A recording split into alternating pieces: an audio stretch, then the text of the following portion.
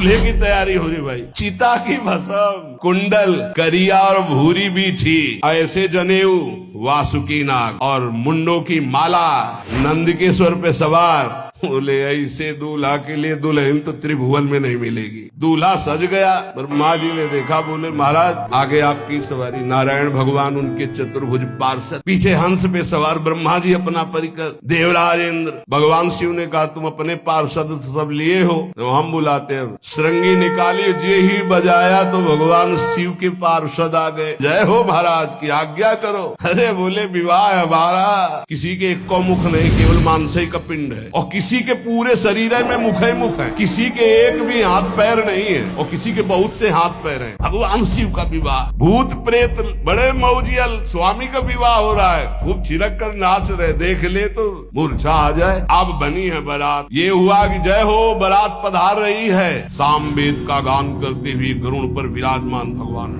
सब हिमालय वासी ओहो धन्य है, यही दूल्हा है, बाराती है।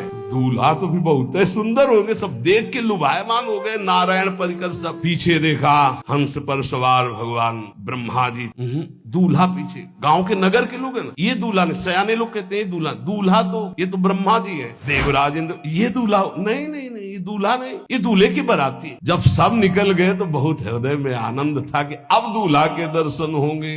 जो ही दूल्हा की पार्टी आई, जितने अगवाली कर ले आए थे, धोती संभाल के जान बचा के भागे।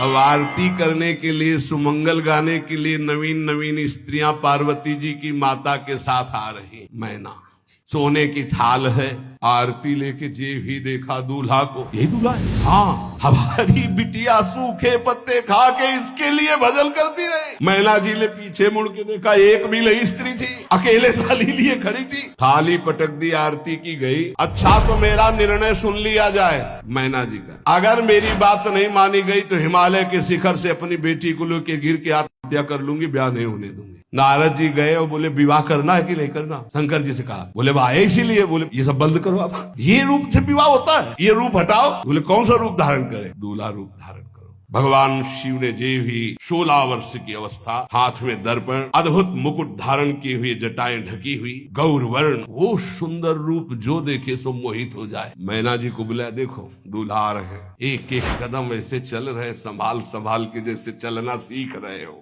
वो सुंदर रूप भगवान शिव का जो देखे सो मोहित। मैना ने कहा, अहो भाग्य, ऐसे दूल्हा। बोले वही हैं जो नंदी पे सवार थे।